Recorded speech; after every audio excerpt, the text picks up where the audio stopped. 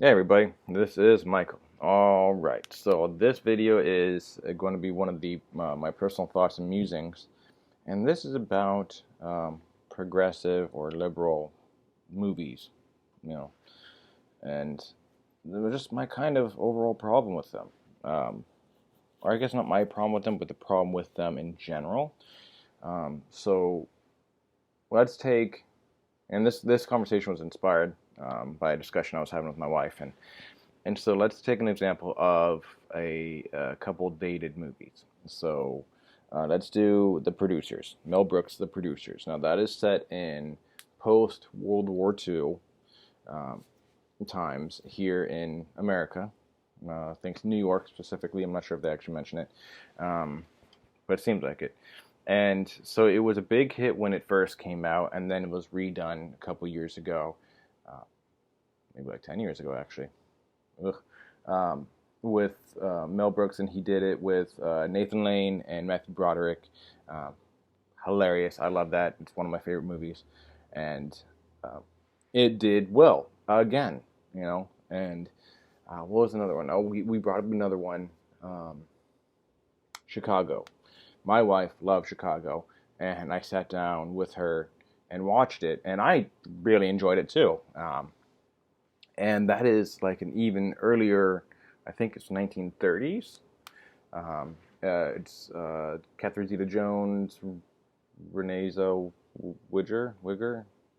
Oh, sorry, I'm not great on celebrities, and a couple other big names in there. And it's, both of these are musicals. They're dated way back when, and yet they seem to have that timeless kind of, story to them. They're entertaining, and anytime that they are on Broadway, they do well. And when they were released theatrically as movies, they did well as well, very well. But let's bring up another point. Let's talk about West Side Story. So Steven Spielberg did West Side Story, and it flopped. It just died. So what's the difference? Well, The Producers is about a con man played by Matthew Broderick, and no, pardon me, Nathan Lane. And Matthew Broderick plays an accountant who's kind of realizing his dreams and living them out, and fighting for them. And they both have great character arcs. It's funny. But it's a tale that you can kind of relate to, because the themes, of Matthew Broderick finding his dreams, going out living them, and developing his own strength and courage through that, and then Nathan Lane kind of having a redemption arc, if you will.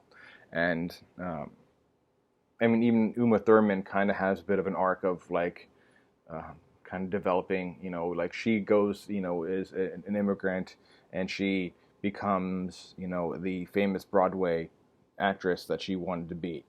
And so everyone kind of gets their like come up and gets, what they want and what they deserve.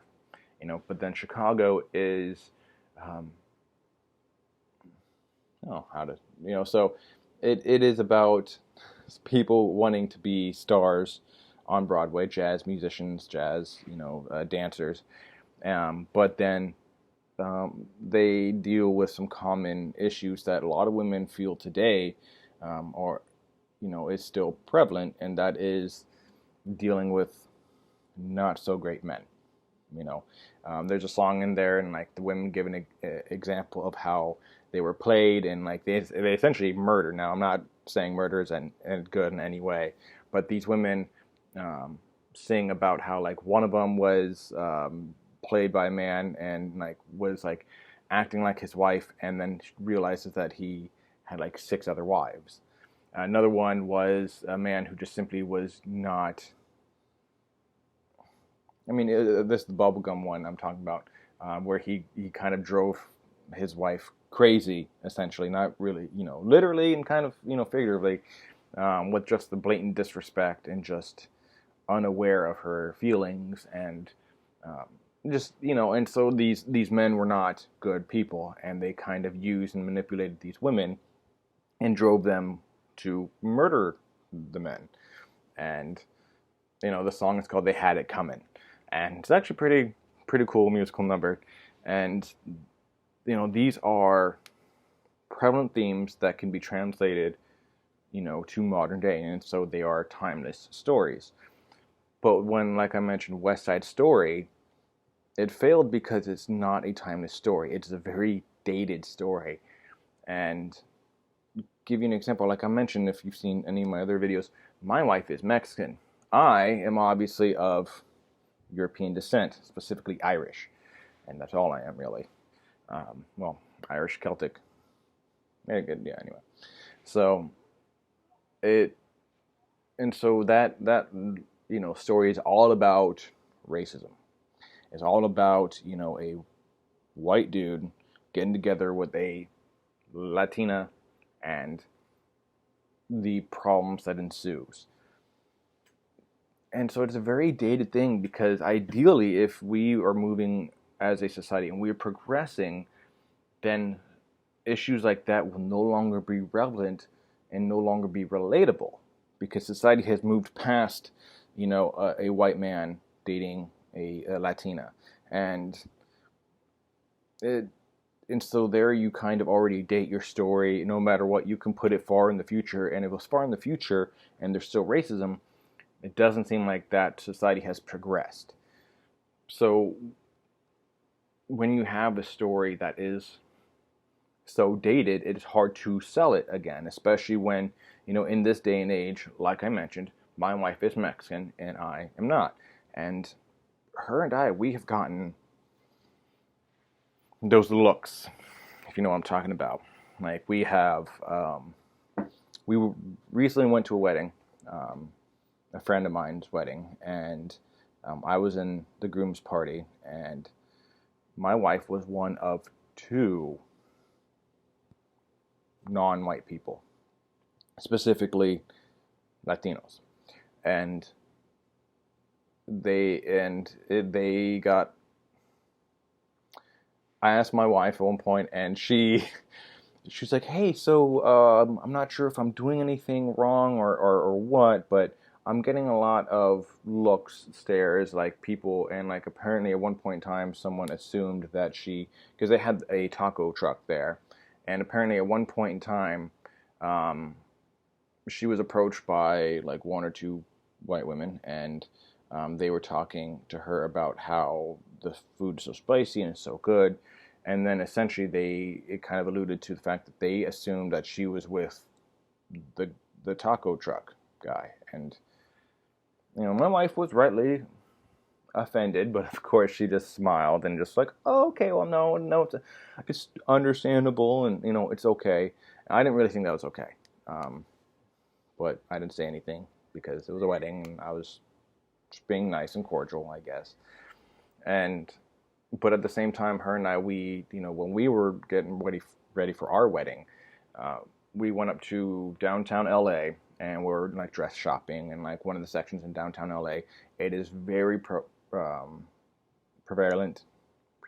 in like Latinos, men and women of Latin descent, many Mexican, and walking around, and I was like an easy target. Many of them came up and were trying to, sell something to me, and my wife essentially had to come on, and because my Spanish is decent at best, and my wife, kind of came to my rescue a couple times. But one thing we did notice is that some of the older, Latinos were not giving us the best of stares, and we've even. My wife, more so than me, has even been kind of like questioned about our marriage, and people are like, "Well, how does that work?" And it's like, what do you mean, how does that work? Like, she's Mexican, I'm Irish, that's that, like it does, there's cultural differences, whatever. I mean, like, yeah, I mean, there's differences in anybody, but just because, she's Mexican and I'm not, it's not a huge hurdle. Like, yeah, and that's one of the problems with West Side Story, because we think West Side Story would be something that my wife and I would relate to and then go see, But that's not the case, though, because why would we want to relive our racial experiences? Why would we want to, you know, essentially just be reminded of the racism that we kind of have to endure? Of course, the racism that we encounter may not be anywhere near what they've encountered in the movie, but it's, we were the target demographic, I guess. Um, if there's another demographic they were aiming for with that movie, I don't know what it is. Um, that's where the problem with those liberal and progressive movies is, because if you're talking about racism, it's a very, very dated subject, because as a society we are trying to move past that. And unless if the racism is somehow a big, unless if it progresses the story, it is going to limit the story, date it, and hold it back into a very archaic and negative view. And I've literally been told, "Oh, your wife's Mexican. Oh, good for you." And I'm like, well, what do you mean, good for me? Like, yeah, no, it's good for me for marrying my wife because she's an amazing woman. But what do you mean? Like, all I did was mention she's Mexican, and you're congratulating me on it? Like, you say like that's a thing. Like, I have to wake up every day and remind myself, oh well, she's Mexican, so I need to, I don't know, do something. There are some cultural differences, and like her and I have different world views and perspectives on it. Because she has told me, she was an actress, and she told me, she goes, oh well, she got casted a lot as, the housemaid, or the immigrant or something, and I it kind of blew my mind. I was like, but you're an amazing actress. You can do accents. You can do when she speaks, unless she's saying a Spanish word, she actually doesn't have an accent. So when she's talking, she speaks perfectly clear English. But she is an actress, and so she's able to do accents. She can do obviously a Mexican accent. She can do a British accent. She can do, I think, even her like Scottish accent, and like Russian. Like, she has a whole plethora of characters and accents she can pull from. But she was always stereocasted, or was it typecasted? Typecasted, I think. Sorry. And that is where the problem ensued, is the fact that, she was trying to be an actor, but she was only allowed to play Mexican roles. And so that kind of feeds into Hollywood's hypocrisy. Is just, they say how progressive they are. They say how, liberal they are and all this stuff. And yet when they see it, like, then they produce a movie like West Side Story. It's kind of like, why? Who is this for? Like, it's, because modern day kids are generally not racist, especially in like modern day people. Society is generally not racist, and so we have no real desire to go back and watch a movie about racism, because we know how bad it is. We know what it, how it destroyed lives and altered people's life experiences unfairly. And I think that's the real big problem about these liberal or progressive movies, is because they are trying to send a message of racism is bad.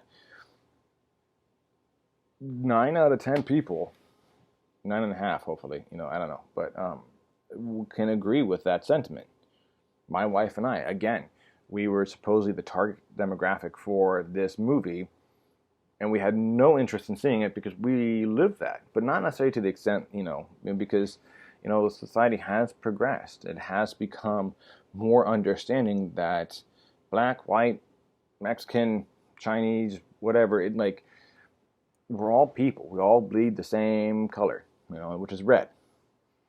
And that's why you can't really have a quote unquote progressive movie do well nowadays, with because it's talking about a very dated and archaic stance of racism is bad. Yes, it is, but anyway, so this is probably one of the longest videos I've ever done, and I know I may have repeated myself, but that was just my kind of general point of progressive movies, or movies about racism, is that they're very dated. They lock themselves into a very archaic mentality. And if you're a modern day moviegoer and you have to be told racism is bad, I mean, you may be an idiot. I'm sorry, because I don't know anybody who doesn't know racism is bad, and it's kind of swinging the other way now, where it's gotten like people are like, oh, racism is so bad, we need to become racist in order to prop up certain demographics. And it's kind of like, all right, well, you know that racism is bad no matter what, no matter how you may justify it. And like, I think representation is a form of racism, albeit people who using representation, they're doing it with good intentions, but the road to hell is paved with good intentions, right? So, I mean, because again, representation is just like, oh, if you can't relate to someone because they're not the same skin color of you, that is racist.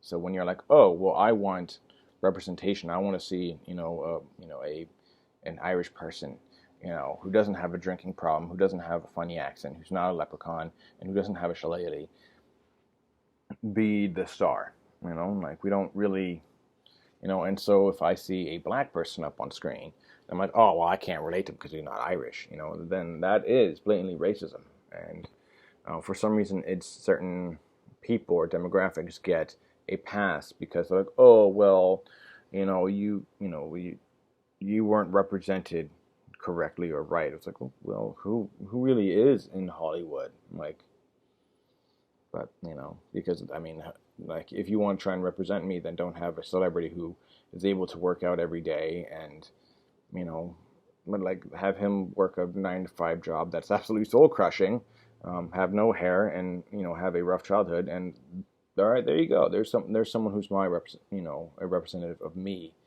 But you can't do that because we're all unique little flowers in this very large garden of life. So anyway, I've talked enough. Yeah. If you haven't seen The Producers or Chicago, I recommend them.